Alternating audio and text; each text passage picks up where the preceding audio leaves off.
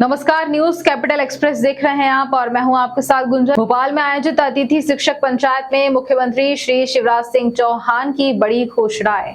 अतिथि शिक्षकों को अब महीने के हिसाब से मानदेय की व्यवस्था होगी और अतिथि शिक्षकों के मानदेय में वृद्धि होगी।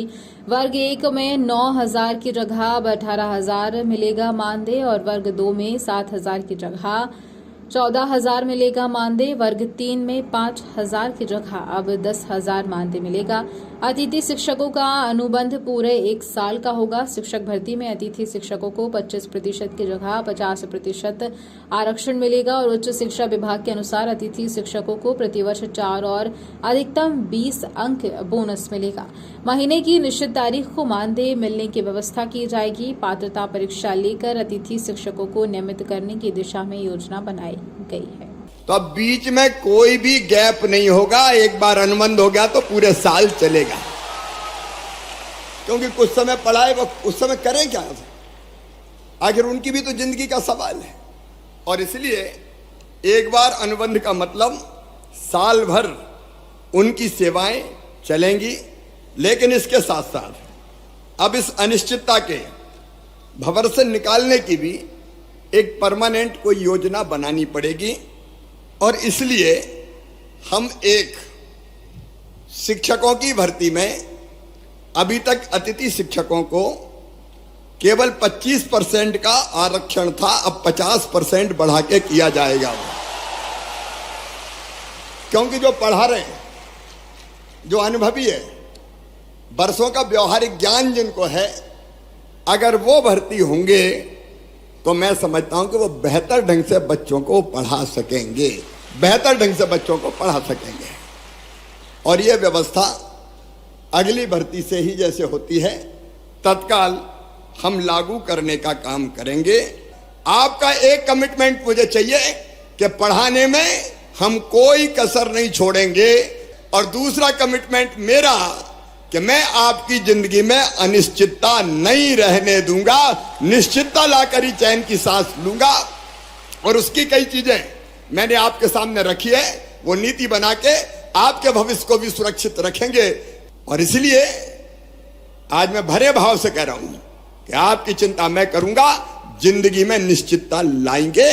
और ये जो कदम हमने उठाए कि गुरुजी की तरह हम पात्रता परीक्षा भी लेके आपको रेगुलर करने का काम करेंगे। 50% रिजर्वेशन भी हमने 50% शिक्षकों की भर्ती में कर दिया, ताकि आप जो न्यूनतम आवश्यकता है वो पूरी करते हुए बच्चों को ढंग से पढ़ाएं। बहुत लंबा चौड़ा भाषण देने की जरूरत नहीं है, मेरे साथ आप लेकिन मित्रों, मैं अपनी ड्यूटी मानता हूं कि जिन लोगों ने जी जान से अपने सामर्थ्य और अपने क्षमता के अनुरूप बच्चों को विद्या का दान दिया, उनकी जिंदगी भी कुछ बेहतर की जाए। अनिश्चितता के भंवर में वो लगातार लटके ना रहें। और इसलिए अभी अलग अलग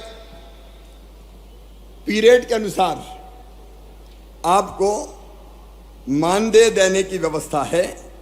अब ये पीरियड के हिसाब से नहीं होगी, अब महीने के हिसाब से मानदेय की व्यवस्था होगी। और मानदेय भी जो हम तय कर रहे हैं, वर्तमान जो होता है, अतिथि शिक्षक वर्ग 1 9,000, इसके स्थान पे 18,000 रुपया दिया जाएगा। अतिथि शिक्षक वर्ग 2 7,000, उसकी जगह 14,000। और 3 को 5,000 की बजाय 10,000 रुपया ये मानदेय किया जाएगा। कांग्रेस नेता आसिफ जकी कल नरेला विधानसभा में संविधान बचाओ रैली निकालेंगे। रैली 12 बजे से शुरू होगी और भोपाल के 1 नंबर प्लेटफॉर्म से जो प्रभात चौराहा पर जाकर समाप्त होगी। नरेला में गुंडा राज जो चल रहा है, उसको लेकर आसिफ जकी संविधान बचाओ रैली निकालेंगे। के दिन जो है सुबह 1 बजे वहां से शुरू हो जाएगी और 4 बजे तक जो है हमारा ये है कि उसको प्रभात चौराहे पे हम खत्म करें। सर, कितने लोग सम्मिलित होने की संभावना व्यक्त की जाए? कोई संविधान नाम का, कोई कानून नाम का चीज नहीं है। कहाँ से एक यात्रा चालू हुई? ये यात्रा जो है रेलवे स्टेशन के खेल मैदान से शुरू होगी और प्रभात पेट्रोल पंप पे तानाशाही जो है मंत्रियों की तो भारतीय जनता पार्टी के कार्यकर्ताओं की कर रहे हैं, जिससे कि लोगों का जीना दूभर हो गया है। लोगों के मकान जो है छीन लेते हैं लोगों।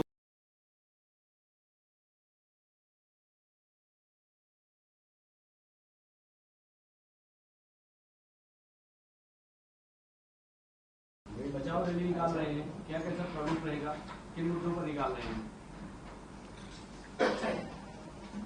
जिस प्रकार से भारतीय जनता पार्टी के लोग अब संविधान का जो है दुरुपयोग कर रहे हैं, चाहे वो अल्पसंख्यकों का हो, चाहे वो अपने राजनीतिक प्रतिनिधियों के लिए हो, चाहे वो आदिवासियों के लिए हो, चाहे वो दलितों के लिए हो। आपने ये देखा होगा कि जो ये संविधान का उपयोग अपने हिसाब से कर रहे हैं, संविधान का कहीं पालन नहीं हो रहा, संविधान का दुरुपयोग किया जा रहा है। तो ये संविधान का जो दुरुपयोग किया जा रहा है, जब जो है भारतीय जनता पार्टी के मंत्री जो है शपथ लेते हैं, तो शपथ लेते में वो कहते हैं कि मैं अपने संविधान की रक्षा करूंगा, संविधान का पालन करूंगा। लेकिन आज जो है भारतीय जनता पार्टी के मुख्यमंत्री और भारतीय जनता पार्टी के मंत्री जो है जिस प्रकार से झूठ फैलाकर घोषणाएं कर रहे हैं और दलितों को, आदिवासियों में, अल्पसंख्यकों में और उनके राजनीतिक प्रतिद्वंदी के लिए, अगर राजनीतिक प्रतिद्वंदी हो, अगर राजनीतिक विरोधी हो उनका, तो उसके लिए जो है वो संविधान का दुरुपयोग कर रहे हैं। संविधान के हिसाब से नहीं चल रहे हैं, संविधान को जो है कोने में रख रहे हैं और अपना संविधान का पालन करके लोगों का दुरुपयोग कर रहे हैं। तो हमारा ये कहना है कि हम लोगों को जागरूक करेंगे, संविधान की रैली के माध्यम से लोगों को ये बताएंगे कि किस प्रकार से जो है भ्रष्टाचार, तानाशाही, गुंडागर्दी जो है हो रही है और जो है संविधान का दुरुपयोग जो है किया जा रहा है, संविधान का पालन नहीं किया जा रहा है। अगर देश के अंदर, प्रदेश के अंदर और हमारे शहर के अंदर संविधान का पालन हो, तो जिस प्रकार से अराजकता फैली हुई है, गुंडागर्दी फैली हुई है, अपनी तानाशाही जो है मंत्रियों की, भारतीय जनता पार्टी के कार्यकर्ताओं की कर रहे हैं, जिससे कि लोगों का जीना दूभर हो गया है। लोगों के मकान जो है छीन लेते हैं लोगों को। अगर आप प्रतिद्वंदी हो तो आपकी दुकान खाली करा लेंगे, आपके मकान पे कब्जा कर लेंगे। कोई संविधान नाम का, कोई कानून नाम का चीज नहीं है। कहाँ से ये यात्रा चालू हुई? ये यात्रा जो है रेलवे स्टेशन के खेल मैदान से शुरू होगी और प्रभात पेट्रोल पंप पे जो है खत्म होगी। सबका होगी यात्रा? ये यात्रा जो है कल जो है इतवार के दिन जो है सुबह 1 बजे वहां से शुरू हो जाएगी और 4 बजे तक जो है हमारा ये है कि उसको प्रभात चौराहे पे हम खत्म करें। सर, कितने लोग सम्मिलित होने की संभावना है? लगभग 2500 जो है 2000-2500 वाहन इकट्ठा होंगे, 2 पहिए वाहन और 4 पहिए वाहन इकट्ठा होंगे। अपने कार्यकर्ताओं से बोल दिया, अपने सब लोगों को जो है निर्देश दे दिए गए हैं, सब अपने अपने जो है गाड़ियों से आएंगे और एक नरेला के अंदर हम जो है पूरी नरेला विधानसभा में ये माहौल, जो डर का माहौल है, उसको दूर करने के लिए हम जो ये कह रहे हैं कि डर है ये दूर होना चाहिए और किसी भी प्रकार से जो है बाबा साहब अम्बेडकर को ने जो अपना संविधान दिया है उसका पालन होना चाहिए। संविधान का जिस प्रकार से दुरुपयोग किया जा रहा है, संविधान का जो है को माना नहीं जा रहा, वो तानाशाही, भ्रष्टाचार, गुंडागर्दी और जो भारतीय जनता पार्टी के कार्यकर्ताओं, नेताओं की चल रही है, उसको जो है रोकने के लिए, उनको जागरूक करने के लिए जनता को हम ये रैली का रैली के बाद क्या किसी ज्ञापन भी देंगे? रैली निकालेंगे? नहीं, रैली के बाद आयोजन, ये रैली तो एक हमारा जो है लोगों को जागरूक करने का वो है।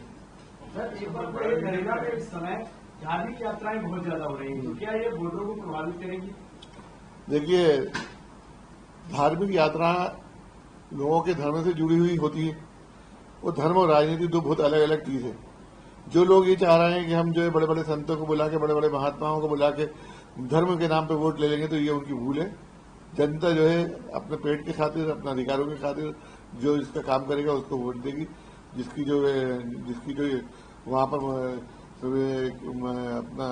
अपने विधानसभा के अंदर जो उनका जो है छवि होगी, उस छवि के हिसाब से वोट डालेंगे। धर्म के हिसाब से जो है बिल्कुल वोट नहीं डालेंगे। रही बात जाति की, रही बात भारतीय जनता पार्टी की और करतूतों की, तो ये तो उनका काम ही है कि धर्म और जाति के नाम पे वो जो है वोटों को अलग करते हैं और लोगों का बंटवारा करते हैं। लेकिन हम लोग जो है लोगों के बीच में जब जा रहे हैं तो केवल विकास का मुद्दा। नरेला को आगे करने का, नरेला में सबसे ज्यादा इस प्रकार की कार्रवाई होगी, इसको लेकर देखिए, नरेला के अंदर सबसे ज्यादा जो है हो रही है, आपने ये देखा है कि पूरी विधानसभाओं के अंदर कहीं पे भी जो है जितना तानाशाही, जितना गुंडागर्दी, जितनी वोटर लिस्ट के अंदर जो है झूठ फूट तरीके से वोटों को जुड़वाया गया है, करीब 32,000 से लेकर 35,000 तक वोट जो है गलत जुड़े हुए हैं। जिन बूथों पर पिछले 22 में केवल 22 वोट जुड़े, उस बूथ पे 3000 वोट जुड़ चुके हैं अभी तक। वार्ड नंबर 79 में 3000 वोट बढ़ चुके हैं, वार्ड नंबर 75 के अंदर 6000 वोट बढ़ चुके हैं। तो ये तो 56% से ज्यादा जो है, जो पिछले वोटर थे उनसे 56% ज्यादा वोट हो गए। और एक तानाशाही संविधान का पालन बिल्कुल इस तरीके से नहीं हो रहा कि जहां अल्पसंख्यक वोट है, जहां दलित वोट है, उनके बूथों को 5 किलोमीटर से ज्यादा दूरों पे जो है स्थापित कर दिया गया है। जबकि नियम यह है कि किसी भी 2 किलोमीटर से ज्यादा आप स्थापित नहीं कर सकते। अभी नरेगा के अंदर 6 बूथ ऐसे बदल दिए गए जो अल्पसंख्यक और दलितों के थे, उनको 6 किलोमीटर दूर कर दिया। तो ये इस प्रकार का संविधान का दुरुपयोग किया। कोई वरिष्ठ नेता भी रहेंगे या पुराने होंगे? इसमें कोई वरिष्ठ नेता भी रहेंगे? इसमें हमारे भोपाल जिला के प्रभारी मुकेश नायक जी और हमारे पूर्व मंत्री जो है सज्जन सिंह वर्मा जी हरी झंडी दिखा के उसको जो है रैली को, संविधान रैली को बढ़ाएंगे। भोपाल में करनी सेना ने पत्रकार वार्ता, उसमें मांगे जल्द से जल्द पूरा करने की उन्होंने मांग की सरकार से। और करनी सेना ने कोर कमेटी बनाई है और में देखा जाएगा कि कितनी और मांगे हैं जो सरकार के सामने रखनी है और चुनाव से पहले बड़ा शक्ति प्रदर्शन कर सकती है करनी सेना। सुखदेव सिंह ने दी जानकारी। एक दरी पर बैठने का काम किया है और मैं तो चाहता हूं कि आगे भी ऐसा होता रहे। देखो, मध्य प्रदेश के अंदर 1,80,00,000 से प्लस हैं और 85 सीटों के ऊपर राजपूत समाज का पूरा प्रतिनिधित्व रहता है। 85 सीटों के ऊपर तो सीधा सीधा आक्षेप राजपूतों का रहता है हराने और जिताने का। सर, पिछली बार क्षत्रिय अच्छा प्रेस वाले ना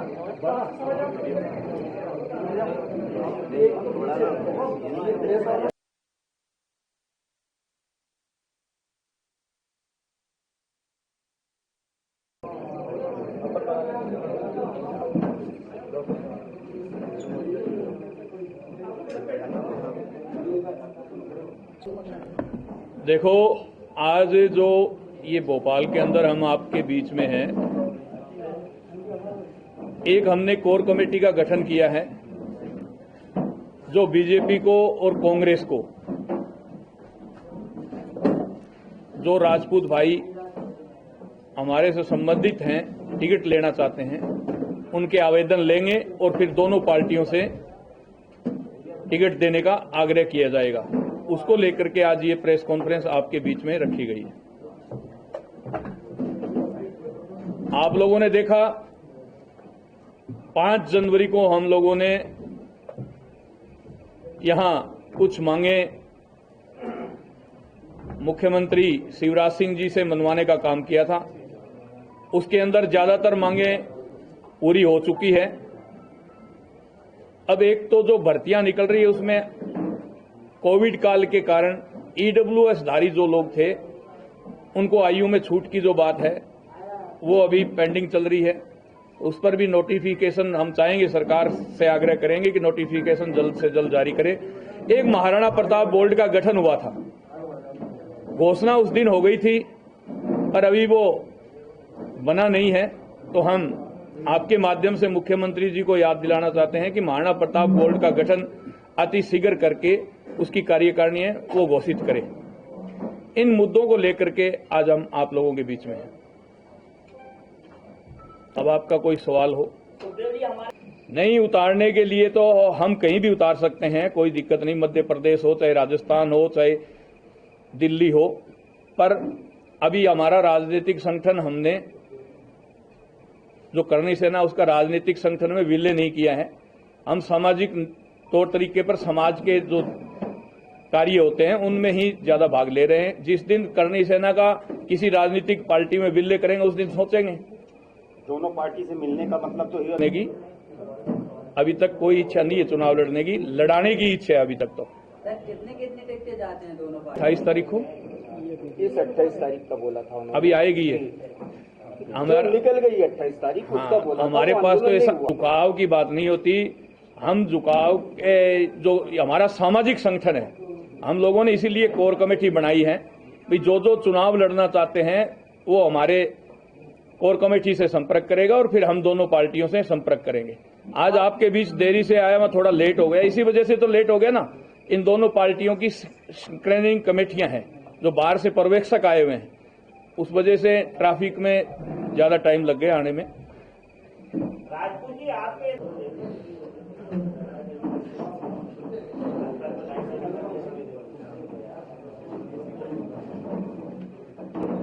उस कंडीशन में हमने कोर कमेटी गठित कर दी। जो कोर कमेटी डिसीजन लेगी वो डिसीजन सब पूरी सेना को मानने होगा। कब लेगी? इलेक्शन के बाद, इलेक्शन से पहले? वो तो इलेक्शन से पहले ही लेंगे। अभी तो आपको डेट का पता है क्या? इलेक्शन कितनी डेट तारीख कितनी को हो रहा है मध्य प्रदेश में? आपको पता है अब किसी को? 4 महीने बाद। लोगों के पसीने आ रहे हैं। 4 महीने बाद की आप बात कर रहे हो? जब से ये इंडियन बना है ना, सभी संगठनों को मिलाकर के एक इंडियन ग्रुप बना है, उसके बाद कल पूर्व राष्ट्रपति के नेतृत्व में एक कमेटी गठित कर दी गई है, आपने देखा होगा। तो चुनाव का तो अभी पता नहीं, डेट जब डिक्लेयर होगी तब देखेंगे ना। अभी आप अपने मुंह से ही 4 महीने बता रहे हो, तो हो सकता है लोकसभा और विधानसभा चुनाव साथ हों। वही जानना चाहते हैं कि लोकसभा विधान। बीजेपी के नेताओं ने आज कांग्रेस पार्टी की सदस्यता ग्रहण की। पहला भंवर सिंह शेखावत, पूर्व विधायक, भाजपा जिला धार। चंद्रभूषण सिंह बुंदेला उर्फ गुड्डू राजा, जिला सागर, 2 बार झांसी से सांसद रहे। सुजान सिंह बुंदेला के पुत्र वीरेंद्र रघुवंशी, भाजपा विधायक, रोकर जिला शिवपुरी, और छेदी लाल पांडे, शिवम पांडे कटनी, अरविंद धाकर शिवपुरी और सुश्री अंशु रघुवंशी गुना, डॉक्टर केशव यादव भिंड, डॉक्टर आशीष अग्रवाल गोलू भोपाल, भाजपा के पूर्व गृह मंत्री उमा शंकर गुप्ता के भांजे महेंद्र प्रताप सिंह नर्मदापुरम। कमलनाथ ने स्वयं आज सभी को सदस्यता दिलाई पीसीसी कार्यालय में। पार्टी परिवार में मुझे जो स्नेह और प्यार मिला है, भारतीय जनता पार्टी छोड़ने के बाद भ्रष्ट और तानाशाह सरकार से परसों मैंने दामन छुड़ा लिया था। ऐसे कार्यक्रम में हमारे प्रदेश कांग्रेस के मुख्यालय पर आदरणीय प्रदेश अध्यक्ष कमलनाथ, अरविंद धाकर जी, अंशु रघुवंशी जी, केशव यादव, जिला पंचायत सदस्य रघुवीर ठाकर जी का, रामलाल ठाकर,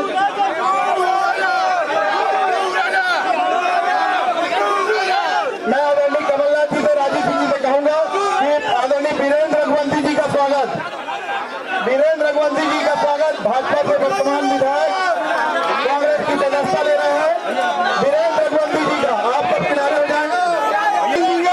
सूर्यवाला जी का, कमलनाथ जी का जोरदार तालियों से स्वागत करिए।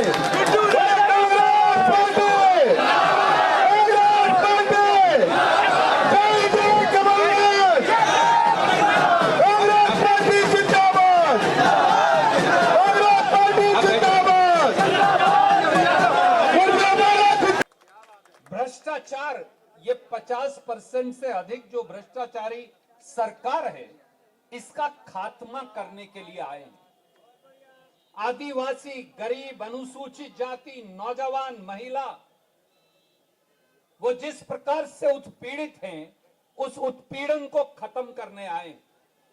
भोपाल तो राजधानी, मुझे आदरणीय कमलनाथ जी बता रहे थे और शायद आज के अखबार में छपा है कि पिछले 1 साल से हमारी एक बहन बेटी के साथ हर रोज बलात्कार की घटना भोपाल में होती है। 18 साल में शिवराज सिंह 18 साल में 58,000 हमारी बेटियों, हमारी बहुओं, हमारी माताओं से बलात्कार हुआ।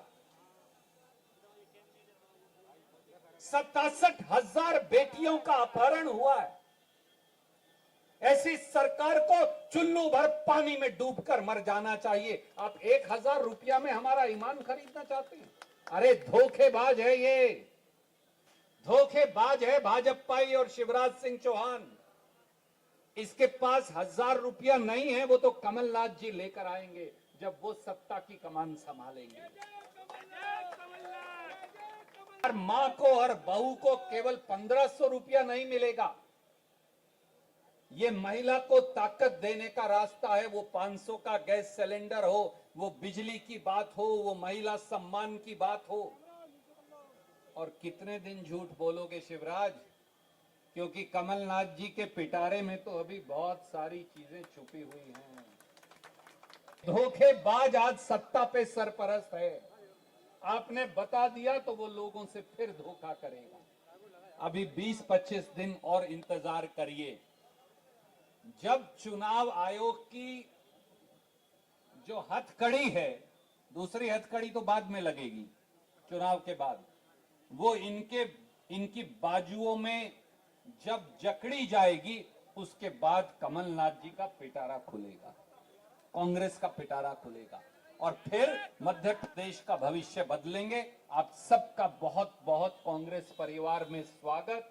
आपसे मुझे विश्वास है कि आपके आने से जो कांग्रेस के साथियों को गति मिलेगी, जो ताकत मिलेगी, वो बेजोड़ है और आप स्वयं भी बेजोड़ हैं। आपका स्वागत। जय हिंद, धन्यवाद।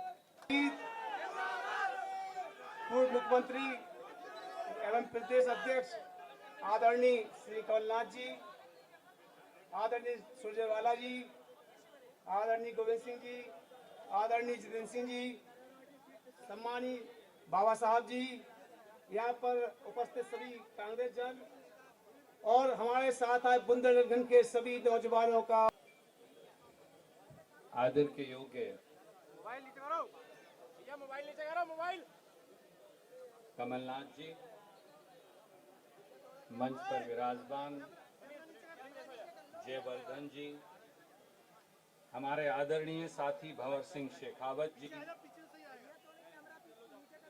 हमारे नौजवान साथी जिनकी बात आपने सुनी और जिनके लिए आप आए हैं, भाई गुड्डू जी, चंद्रभूषण जी, वीरेंद्र रघुवंशी जी, महेंद्र प्रताप सिंह जी, छेदीलाल पांडे जी, शिवम पांडे जी, अरविंद धाकड़ जी, अंशु रघुवंशी जी, डॉक्टर केशव यादव जी, दिनेश परिहार जी, आशीष अग्रवाल जी, अवधेश जी और मेरे बहुत ही आदरणीय हमारे जो अग्रज भी हैं, माननीय गोविंद सिंह जी, मंचा सिंह, सभी साथियों।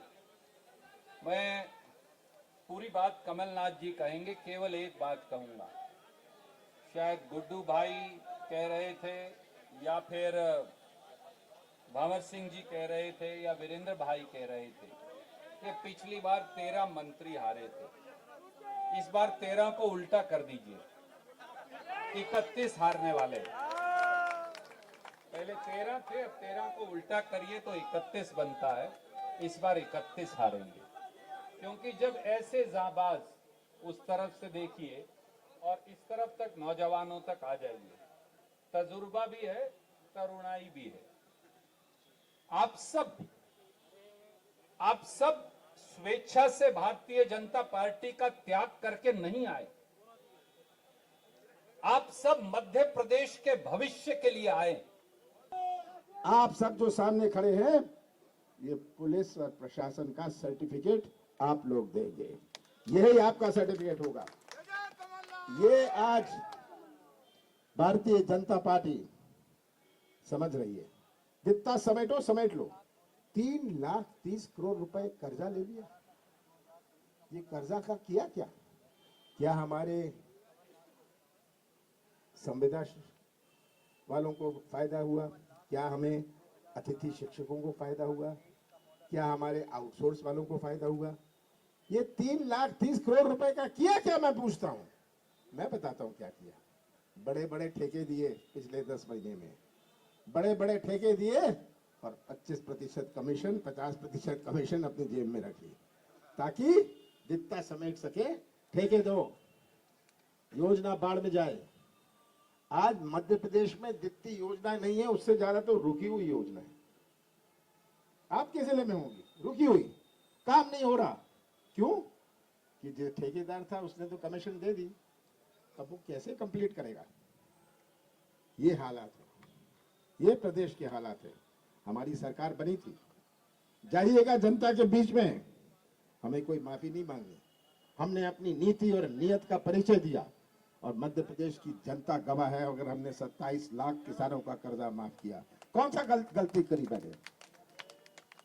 अगर 100 रुपए से यूनिट बिजली दी, कौन सी गलती करी? कौन सा पाप, कौन सा गुनाह किया? अगर मैंने गौशाला बनाए, 1000 गौशाला बनाए, कौन सा पाप मैंने किया? 15 महीनों में, जिसमें से 2.5 महीने लोकसभा चुनाव और आचार संहिता में ये 11.5 महीने में आपको सिर कभी झुकाना नहीं पड़ेगा।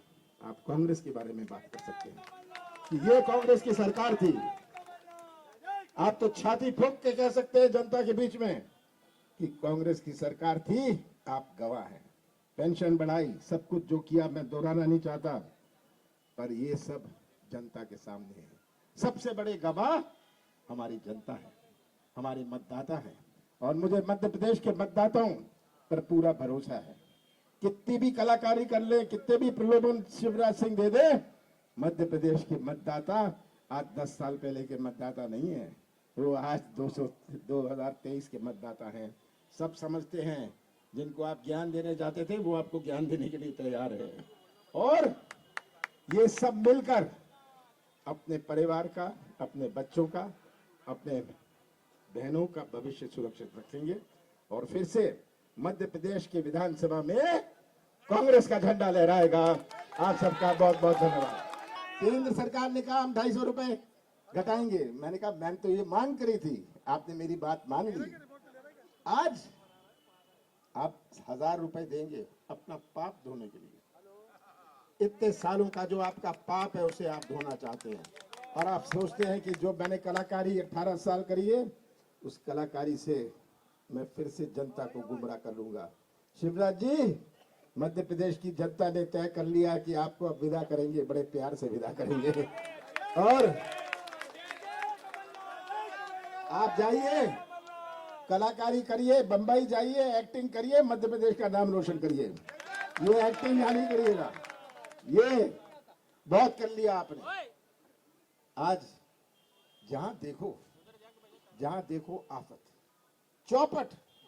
चौपट हमारी शिक्षा व्यवस्था, चौपट हमारी स्वास्थ्य व्यवस्था, चौपट हमारा रोजगार, चौपट हमारी अर्थव्यवस्था, चौपट हमारा कृषि क्षेत्र। ये चौपट प्रदेश, भ्रष्टाचार प्रदेश, घोटाला प्रदेश। कितने घोटाले कहां गिनाऊं? 250 घोटाले तो पिछले कई सालों में हो गए। कभी पटवारी का सुन लेते हैं, कभी कुछ सुन लेते हैं। ये कहीं ना कहीं घोटाला। रोजगार के लिए पैसे दो, रोजगार लो। इससे आप सब परिचित हैं। तो मैं तो आपसे यही निवेदन करता हूं, एक रक्षक के रूप में 4 महीने बचे हैं, आपको रक्षक के रूप में, बस कांग्रेस कार्यकर्ता, कांग्रेस नेता के रूप में नहीं, एक भविष्य के रक्षक के रूप में आप सबको जुट जाना है और मध्य प्रदेश को बचाना है। इनसे बचाना है। ये सब कलाकारी का उपयोग करेंगे, इनके पास बचा क्या है? पुलिस, पैसा और प्रशासन। कर लें इसका उपयोग। अब तो प्रशासन भी समझने लग गया है, सही बात है ना, समझने लग गया है। प्रशासन भी अपना भविष्य सुरक्षित रखना चाहती है, और मैं तो कहता हूं आप अपना भविष्य सुरक्षित रखिएगा। कमलनाथ 2018 के मॉडल नहीं है, 2023 के मॉडल है। हम आप सबसे हिसाब लेंगे। भोपाल 14 से 17 सितंबर के बीच भोपाल में होगी श्री बागेश्वर धाम सरकार पंडित धीरेन्द्र शास्त्री की कथा। चिकित्सा शिक्षा मंत्री विश्वास कैलाश सारंग ने दी जानकारी। नरेला विधानसभा अंतर्गत पीपल्स मॉल करोन के पीछे 15 से 17 सितंबर तक होगी पंडित धीरेन्द्र कृष्ण शास्त्री की श्री हनुमंत कथा। 14 सितंबर को भोपाल के अन्ना नगर में दोपहर 3 बजे निकलेगी शोभा यात्रा और 16 सितंबर को पीपल्स मॉल के पीछे कथा स्थल पर दोपहर 12 बजे दिव्य दरबार लगेगा। पीछे करोड़ क्षेत्र में किया जाएगा और 16 तारीख को दिव्य दरबार भी आयोजित किया जाएगा सुबह 11 बजे से पीपल्स मॉल के पीछे करोड़ क्षेत्र में। ये हम सब के लिए प्रसन्नता की बात है कि बागेश्वर धाम पीठाधीश्वर परम पूज्य धीरेन्द्र शास्त्री जी भोपाल पधार रहे हैं। 14, 15, 16, 17 को उनका कार्यक्रम है। मैं सभी श्रद्धालुओं को अपील करता हूं कि अधिक से अधिक संख्या में पधारें और धर्म का लाभ लें। बागेश्वर धाम की कथा होने वाली है, क्या प्रोग्राम तय है? 14 सितंबर से 17 सितंबर के बीच बागेश्वर धाम पीठ के पीठाधीश्वर परम पूज्य धीरेन्द्र शास्त्री जी की हनुमंत कथा का आयोजन नरेला विधानसभा के पीपल्स मॉल के पीछे आयोजित किया गया है करोड़ क्षेत्र में। ये कथा हमारे माता जी और पिताजी स्वर्गीय कैलाश सारंग जी और प्रसून सारंग जी की स्मृति में आयोजित की गई है। शाम को 4 बजे से कथा का आयोजन होगा। 14 सितंबर को भव्य शोभा यात्रा निकाली जाएगी, जो कि दोपहर में 3 बजे से अन्ना नगर चौराहे से निकलेगी, जो भोपाल के विभिन्न क्षेत्रों से होकर गुजरेगी। 15 तारीख, 16 तारीख और 17 तारीख को भारतीय जनता पार्टी द्वारा निकाली जा रही 5 यात्राओं के रथों को केंद्रीय मंत्री व चुनाव प्रबंधन समिति के प्रदेश संयोजक श्री नरेंद्र सिंह तोमर, मुख्यमंत्री शिवराज सिंह चौहान, केंद्रीय मंत्री व प्रदेश सह चुनाव प्रभारी अश्विनी वैष्णव, पार्टी के प्रदेश अध्यक्ष व सांसद विष्णुदत्त शर्मा, पूर्व प्रदेश अध्यक्ष व सांसद राकेश सिंह, गुजरात के पूर्व भाजपा प्रदेश अध्यक्ष जीतू बाघानी, जन आशीर्वाद यात्रा के प्रदेश संयोजक भूपेंद्र सिंह एवं पूर्व मंत्री उमाशंकर गुप्ता ने रथों का पूजन कर प्रदेश कार्यालय से रवाना किया।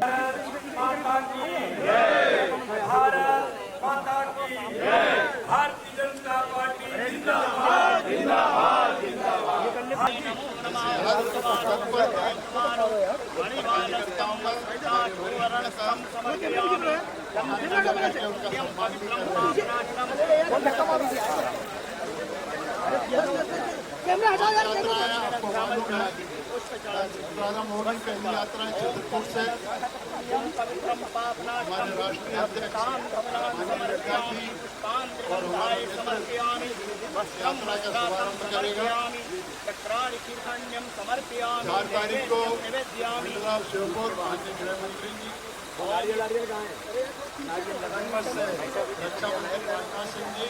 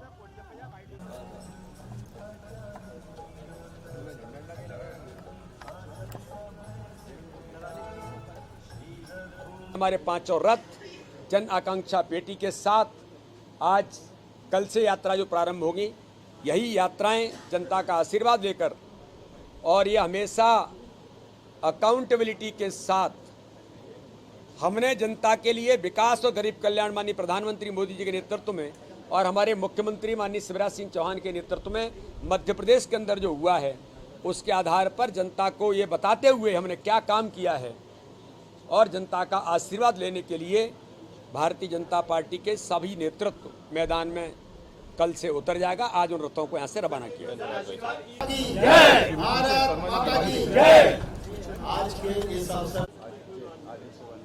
इसरो ने आज आदित्य-1 पहला सोलर मिशन जो आज लॉन्च किया है, इस देश के अंदर माननीय प्रधानमंत्री मोदी जी की इच्छा शक्ति है और उन्होंने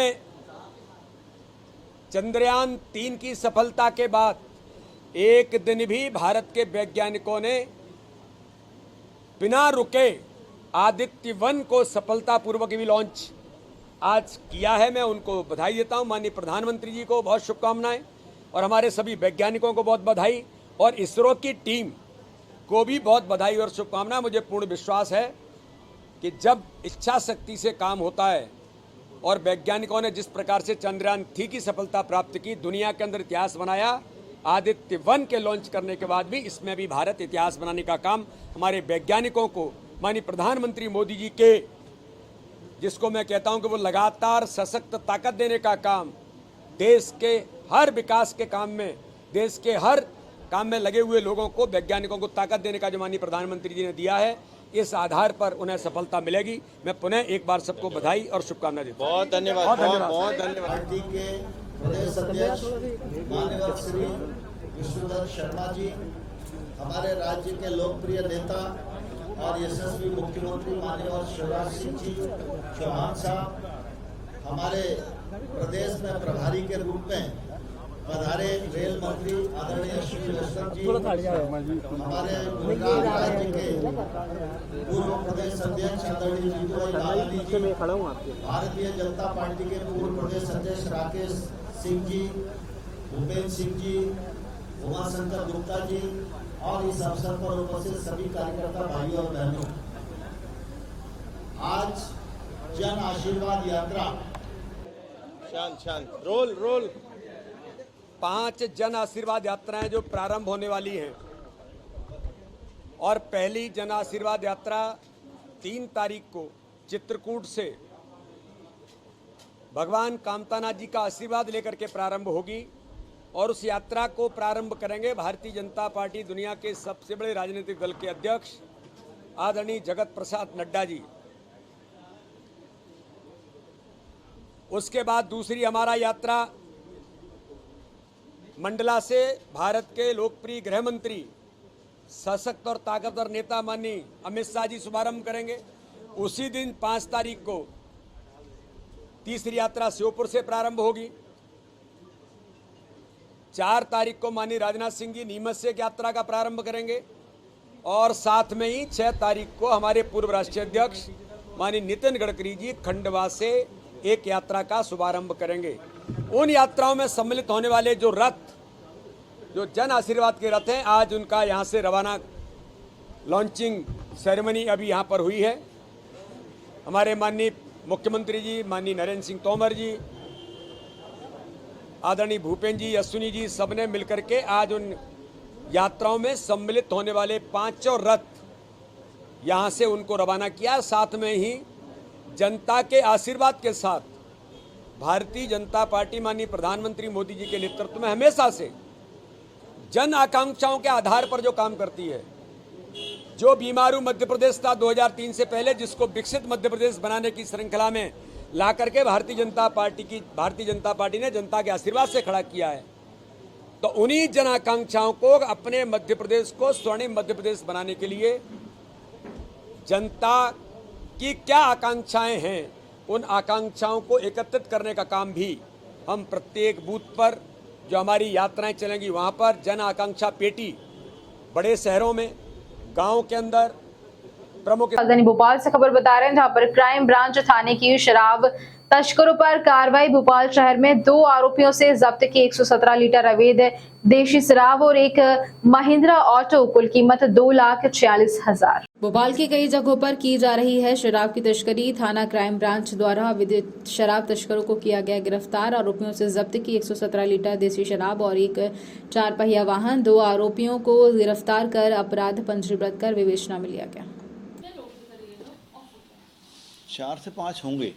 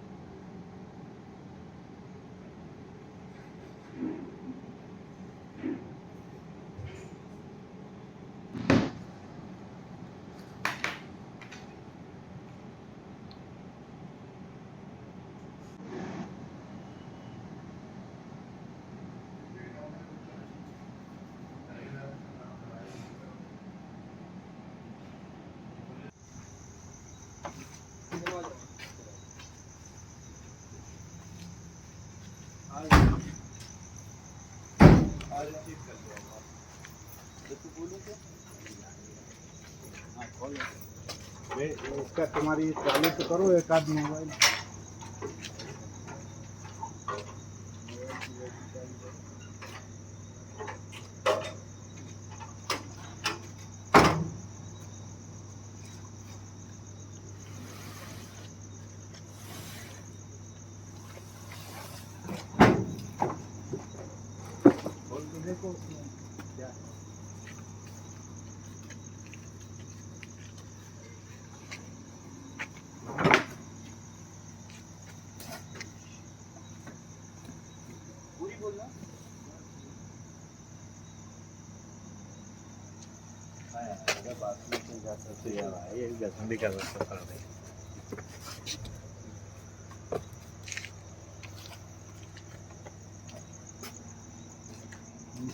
फोटो खींच लो वहीं तो आगे।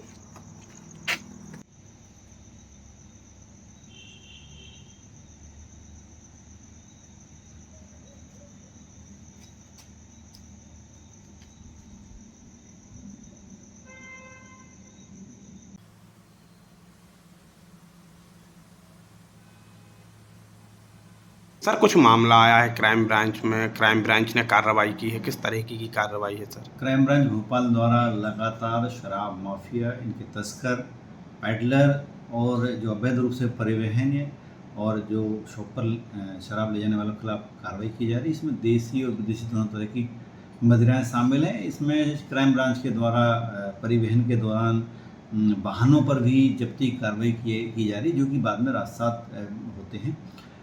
इस सूचना के दौरान क्राइम ब्रांच को जो खबर लगी तो उसमें क्राइम ब्रांच गोविंदपुरा क्षेत्र में बड़ी कार्रवाई करते हुए करीब 117 लीटर शराब 2 व्यक्तियों से जब्त की है। कमल और आदित्य नाम के 2 व्यक्ति हैं। इनमें दोनों अभी वर्तमान मंडीदीप रहे हैं। इसमें एक बैतूल का रहने वाला है जो कि स्वयं ही बड़ी मात्रा में शराब खरीद कर छोटी छोटी फुटकर बेचता है और उससे बड़ा मुनाफा कमाता है। ये ISBT की जो शराब दुकान है, लाइसेंस शराब दुकान, उससे ली जा रही थी। इसमें ISBT के जो लाइसेंस होल्डर है, जो विक्रेता है, उसकी बड़ी भूमिका है। उसके द्वारा ही इतनी बड़ी मात्रा में शराब बेची गई है, जो कि क्राइम ब्रांच द्वारा पकड़ी गई। क्राइम ब्रांच लगातार इस पूर्व में भी बड़ी मात्रा में शराब पकड़ी जा रही है। इसमें इसके अलावा आगे भी पकड़ी जाएगी और इसमें जो दुकानदार हैं, लाइसेंस होल्डर हैं, इनकी भूमिका की जांच कर इनके खिलाफ भी कार्रवाई की जाएगी।